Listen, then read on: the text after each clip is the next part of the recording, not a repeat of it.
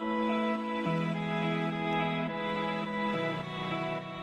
University of the Western Cape is a multi-campus university that includes 3 campuses as the sites of delivery of doctoral programs, namely the main campus in Bellville, the Faculty of Dentistry operating at Tygerberg Hospital and Mitchell's Plain, and the Faculty of Community and Health Sciences in the Bellville CBD. The respective campuses are fully equipped with appropriate ICT and physical infrastructure that support doctoral education.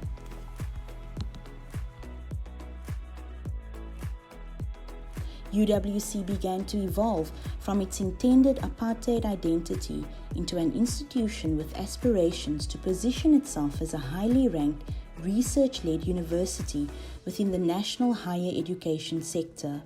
Gradually, UWC grew its research profile by intentionally developing sophisticated research activities and expanding the types and quality of research conducted at the institution. Research increasingly took center stage as the university took on the identity of an emerging research institution with increasing staff participation in research, research productivity, and growth in its master's and doctoral programs. This strategic repositioning and resultant institutional operating plans specifically included an intentional focus on developing a research culture and infrastructure, attracting distinguished researchers, improving staff qualifications, and developing supervisory capacity for postgraduate training, with doctoral training as the apex qualification. The strategic focus included an increase in the proportion of postgraduate students without reducing the number of undergraduate students. This meant that the growth at postgraduate level had to be at a much faster rate than the growth at undergraduate level. At present, doctoral degrees are offered in a full range of educational content areas, including 74 areas of specialization for the PhD appellation. The scope of doctoral training at UWC has increased substantially, as evidenced by increased enrollment, increased awards of doctorates, and increased supervisory capacity. The target for doctoral enrollments increased from 16.1% of actual postgraduate enrollment in 2014 to 20.2% in 2018. UWC respects and strives for excellence in teaching and learning and in research. To this end, we encourage a reflective culture among all members of the university community that is rooted in taking responsibility for excellence, and this is demonstrated in our various faculties. Why is qualifying in nuclear science special? It is special because the nucleus is still under research. Until this date, no one knows the formula of a nuclear force. It is also special because there are few women of my color in this field. My highlight of my career, I was part of the UWC group that went to CERN to perform a first African-led experiment, and I was the only woman in the group. CERN is one of the biggest laboratories in the world, and it is every scientist's dream to work at CERN. Doctoral degrees are located with programs offered in departments that in turn are located within faculties. This structural organization makes it possible to create communities of practice that enable the discipline to provide a frame of reference for doctoral inquiry. Disciplines represent the chosen field of specialization that determine the nature of research undertaken at the doctoral level and the competencies required to do so. Doctoral candidates at UWC must achieve and demonstrate mastery of the 4 critical learning outcomes. First, the research must make a significant and original contribution to the academic field or chosen area of specialization. Second, candidates must develop a high-level research capability applicable in their chosen field of study to promote new perspectives. Third, candidates must develop an in-depth understanding and integrated knowledge of advanced applicable theory in their chosen field of study. Fourth, candidates must master the scholarly conventions that facilitate the development of a dissemination strategy. Then we have a number of postgrad programs within our centres. We've got a new Centre of Child, Family and Community Studies. We have an interdisciplinary centre for sports science and development. We also have an interprofessional educational unit. We, in terms of our programs, it's important to note that although we have professional programs where we train professionals or graduate professionals that will go out to work in, for example, hospitals or in communities, we do have a very vibrant postgraduate program. So we have undergraduate BSc or BA programs, and then we have master's programs, and a number of our students are then come back and do PhD programs. In terms of our PhD programs, we mainly have a PhD by thesis, and in terms of the thesis PhD, we focus on important aspects, important social aspects, important health aspects. The relevance and the importance of our PhD programs is that we focus on designing models, we focus on designing theories, and theories as it relates to, for example, HIV and AIDS. We have a number of what we call niche areas within the faculty. Child and family studies is a niche area, sport and high performance sport is a niche area, neuroscience is another niche area. We focus on health systems.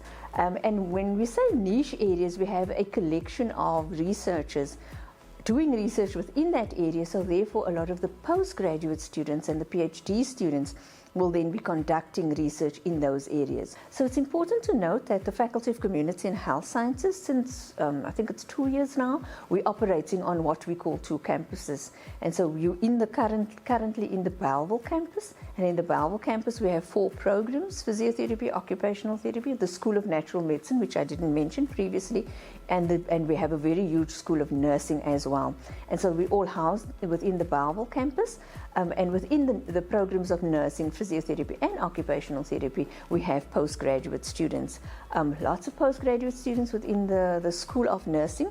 And the facility that we have within this building, we've got a postgraduate lab, which is on the 7th floor, and these students have little cubicle spaces. They come to those spaces, they come and work in the spaces. They also leave, they have a little kitchenette, so they can find, they kind of do peer engagement within that space. And then within this space, which is Sally's house, we have what we call a postgraduate training room. And so it's within this room that we have workshops. And we also have a postgraduate tutorial room. So having the facility allows our students, and we also have students that are not from South Africa, but so from some of the African countries outside of South Africa. Those are mostly full-time students, and those students, need a space to come to on a daily basis, as if they're going to work, where they can come and spend the day, work, have access to their supervisors, have access maybe even to the library on campus. With the library and the extended hours of the library, a lot of students find it quite useful to be able to go to the library and use those spaces to complete their thesis and to work with and engage with other students as well as their supervisors. The Faculty of Natural Sciences contributes to producing a large number of PhD graduates.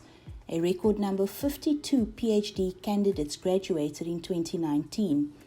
Various research centers and research leaders contribute to the success of our PhD graduates. Dr. Lonnie van Zyl is the Chief Officer at the Institute for Microbial Biotechnology and Metagenomics. His area of expertise is enzyme characterization and engineering, metavirome studies, and biodiscovery of marine natural products. He plays a key role in the center when it comes to supervision and mentoring of PhD students. In IBM, our primary goal is to isolate novel compounds of interest, primarily from bacteria. So we had a 4-year program isolating novel microbial organisms from sea sponges along the South African coast, and we tried to grow them under a range of conditions, isolate the metabolites from them, and then see if they've got novel antimicrobial, anti-inflammatory, or anti-cancer properties. And to do that, we obviously assign a range of students from honors, masters, PhD level to various aspects of what I just described. So whether it is isolating the microorganisms, identifying them, characterizing them, or identifying and characterizing the novel metabolites that they produce. Each of the students get trained in a variety of techniques from molecular biology, microbiology, all the way through to some basic chemistry. Research and program collaboration across faculties are encouraged at the university for students to develop a multidisciplinary perspective on challenges faced by society. Good day, colleagues. My name is Sean Pather. I am Professor and Chair of the Department of Information Systems, and I'm also a previous Deputy Dean of Research in the Faculty of Economic and Management Sciences. The Computer and Mathematical Sciences building at the University of the Western Cape is a multidisciplinary infrastructure that houses the Departments of Information Systems, Computer Science, Statistics and Population Studies, and Mathematics. We affectionately call our building the CAMS building, C-A-M-S. The premise of co-locating these four disciplines within CAMS is to foster and nurture a spirit of collaboration, cooperation, and hence multidisciplinary activity, both from a program offering perspective and that of research. All of the teaching and research activity that takes place in CAMS align broadly with the theme of ICT and that of the Fourth Industrial Revolution. At this point in time, there are several postgraduate programs that comprise multidisciplinary offerings that are already in place. These include programs in the pre-PhD stage, in the areas of data analytics, e-logistics, as well as augmented and virtual reality. The latter provides a pipeline of students who have been exposed to a multidisciplinary offering to enter PhD studies.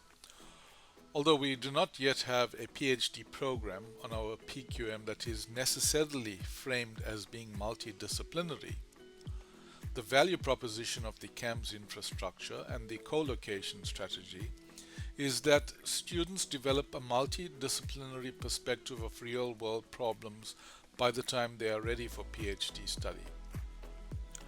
As such, the CAMS environment provides a simplified infrastructure and collaborative environment to nurture postgraduate study from a multidisciplinary perspective. As a result of the pipeline process, students are able to select supervisors and co-supervisors from across the disciplines. Supervisors, by virtue of co-location, are in a better position to provide supervision in teams and foster multidisciplinarism. Lastly, the CAMS building infrastructure promotes engagement and interactive activity. Departments have shared open plan space for PhD students. PhD students are also able to book small meeting rooms to conduct interviews and other formal engagements that are often necessary in the course of their studies. Lastly, we subscribe to the premise that all work and no play is indeed detrimental.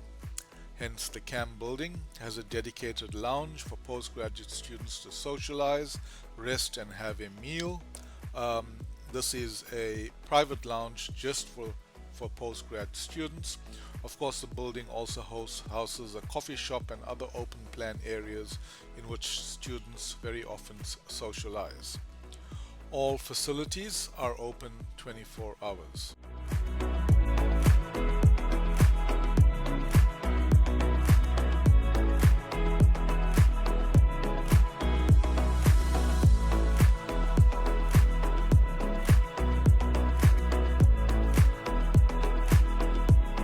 Isn't this an amazing building, Michelle? It's awesome. I mean, it's really just taking us from a different century into the area of digitization. From our century, well, more my century than yours, but it's amazing. Oh, I wish I was 50 years younger. I think it is an amazing time to be young. So many career opportunities. And this building, bringing together our three departments from science and the one from economic and management sciences, it's just a wonderful step forward to enable us to get into the future. Absolutely. It's really just helped us to think out of the silos of our disciplines and our faculties and just collaborating in a truly multidisciplinary way. Well, I'm just trying to think of the new courses that we've brought into being since we've actually moved into this building. What have we got from? We've got the e-skills development, postgrad diploma. We have the masters in e-logistics and diploma in e-logistics. And all of those involve our staff here teaching across the disciplines. Data science, and we would never have had that if we hadn't worked in the building. So I think that's amazing. Two faculties, one team. What do you think? There we go, absolutely. Two faculties, one team. Go EMS, go science. At UWC, emphasis is placed on finding solutions to real-world problems. Community engagement is a cornerstone of all university research. The Institute for Poverty, Land and Agrarian Studies, the Center for Humanities Research, and the Center of Excellence in Food Security are but some of the units which have shaped social discourse in South Africa and brought about solutions to challenges that are facing the population.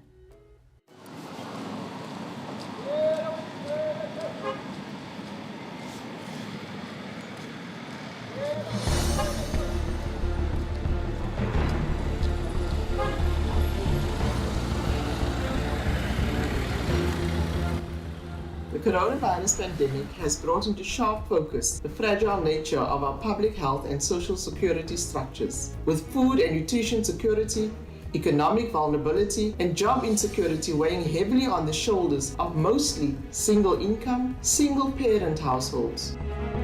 Women have absorbed a disproportionate amount of the burden of the global health crisis. Our recovery strategies must be sensitive to the lived realities of the majority of the population whose livelihoods have been deeply affected. We are embarking on a 6-month intervention in which the work of the Center of Excellence in Food Security from the past 6 years will be presented and debated. We hope that the rich discussions and insights shared by diverse individuals and groups of stakeholders will strengthen collaborations and bring about change needed for sustainable and equitable livelihoods.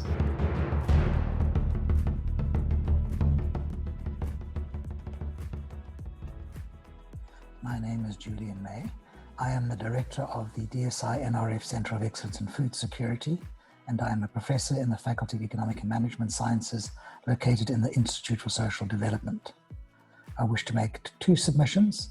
The first concerns one of our exceptional students, and the second concerns a facility which we've been able to set up within the School of Government building to support our PhD students. Dr. Coretta Jonah. Dr. Jonah is the recipient of one of our prestigious DAAD awards for the Center of Excellence in African Research. This is a co-hosted center between the Ruhr University Bochum and the University of the Western Cape. Her work concerned health inequalities in South Africa and Ghana. Coretta has since then published 7 publications in journals, including the prestigious journal World Nutrition. She has also contributed working with me on the preparation of an input commissioned by the World Bank and the National Planning Commission. This ultimately was turned into the 2nd South African Poverty Assessment, which is now informing the MPC's policies and guiding their thinking towards achieving our National Development Plan objectives. Coretta is currently leading a EU-funded LEAP Agri project. Coretta is an example of the kinds of students and the caliber of students that we get in the Institute for Social Development, coming from other countries and bringing in a wide diversity of African experience into our own program. The second intervention which I wish to talk about is the establishment of a PhD laboratory in the School of Government building, which took place during 2017-2018. Students share desks, it's a first come, first serve, and a register is kept to make sure that all have fair access to the desks and the equipment. Into this facility, the spaces for our visiting researchers as well as for our postdoctoral fellows. The idea here is that the PhD students are able to interact with scholars from other countries as well as with the postdoctoral fellows who have completed and who are able to guide and assist them. Essentially, it's a peer-to-peer mentoring system that we're trying to create here. In 2018, we received a grant from DAAD, through which we were able to establish Zoom facilities. So the room was already Zoom equipped prior to the COVID lockdown and the widespread use of Zoom throughout the campus. I think this contributed greatly towards the smooth transition to virtual meetings, to Zoom-led supervisory sessions when the lockdown occurred. A nationally and internationally leading humanities research center, The Center for Humanities Research at UWC has redefined the study of the humanities and interpretive social sciences, orienting a new generation of doctoral students to thinking the world from our institutional location. Over the past decade, the CHR, Center for Humanities Research's Postgraduate Fellowship Program, has supported over 233 master's, doctoral and postdoctoral fellowships, while over the previous 5 years, the CHR's doctoral fellows have accounted for 25% of doctoral completions in our faculty. Over the past decade, academic staff and fellows of the CHR have published 26 academic monographs, more than 120 academic articles, as well as a number of special journal issues, edited book collections, documentary films, recorded albums, art exhibitions, works of theatre, and puppetry. Researchers from UWC have steadily been making news headlines, particularly during the COVID-19 pandemic. To ensure that students are able to produce research that counts, UWC has also created an enabling environment through infrastructure. This includes increasing student accommodation. The University of the Western Cape serves as a catalyst to promote, support, strengthen, and grow the research enterprise. We also aim to facilitate and enhance partnerships and collaborations with government, foundations, industry, and global research enterprises.